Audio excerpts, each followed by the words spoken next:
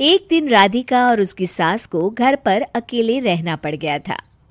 तब विजय जाते जाते कहता है, सुनो, ताला लगा के सोना, अच्छे से खिड़की दरवाजे चेक कर लेना और मम्मी का बीपी भी चेक कर लेना। हाँ जी, कोई दिक्कत नहीं है। अब आप आराम से जाइए शादी में, मैं मम्मी जी का पूरा ख्याल रखूंगी। और अपना ख्याल भी रखना। हाँ जी, अपना भी रखूंगी। अब जाइए ना आप। थोड़ी देर बाद गांव में जीप पर लगे एक स्पीकर से अनाउंसमेंट होती है। जीप वाला आदमी कहता है, सुनिए सुनिए, गांव में चोरी होने की वारदातें काफी बढ़ गई है, इसलिए सावधानी बरतें। अपनी खिड़की दरवाजे सही से बंद कर लें। अरे राधिका, सुना तुमने? मुझे तो बड़ी घबराहट हो रही है। नहीं मम्मी जी, आप घबराइए मत, मैं हूं ना। मैंने सारे खिड़की दरवाजे बंद कर दिए हैं, और कुछ भी होता है तो पुलिस का नंबर तो है ही मेरे पास। अच्छा, मेरी तो सांसें तेज चल रही है बेटा। एक तो ये विजय भी घर पर नहीं है। मम्मी जी, वो भी जल्दी आ जाएंगे, मेरी अभी फ़ोन पर बात हुई थी। आप बस रिलैक्स रहिए। उधर दूसरी तरफ दो चोर रात में गांव में चोरी करने का प्लान बनाते हैं। दोनों सास बहू अकेली है उस घर में। अच्छे से पता लगाया नो? हाँ, कोई और नहीं है घर पर। अच्छा मौका है हाथ साफ करने का। अरे वाह, अब आएगा मजा।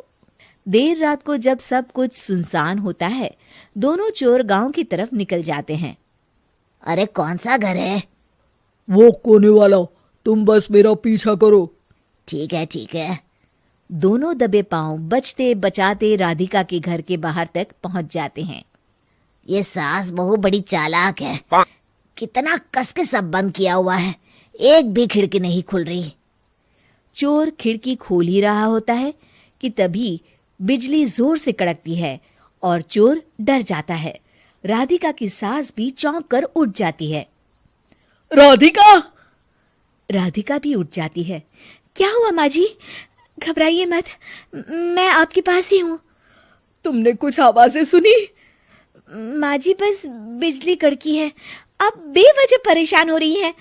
मैं आपके लिए पानी लेकर आती हूँ। ठीक है बेटा। राधिका जैसे ही पानी लेने के लिए उठती है, उसे खिड़की से चोर की परछाई दिखती है। ये देखते राधिका थोड़ा घबरा जाती है। वो अपनी सास को इशारा करती है। उसकी सास भी चोर को देखकर डर जाती है। शांत हो जाइए मम्मी जी। अरे मगर कैसे बेटा? हे भगवान, विजय को फोन लगा बेटा। माँ जी, इस वक्त अचानक वो पहुंच भी नहीं पाएंगे, मैं कुछ करती हूँ, आप बस शांत रहिए। उधर चोर अपने काम में लगा हुआ है, वो सब सामान देख रहा होता है। तभी उसको आवाज आती है, सुनिए जी, देखिए तो खिड़की के पास कोई है, मुझे लगता है चोर है। अरे, इसका पति तो घर पर है। नहीं, वो बाहर गया हुआ है, मैंने उसे खुद बस से जाते हुए देखा था। तो ये बातें किससे कर रही है? राधिका जानबूझकर जोर जोर से बातें करने लगती है। सुनिए जी, जल्दी आइए ना बाहर, मुझे पक्का शक है कि घर में कोई घुस आया है।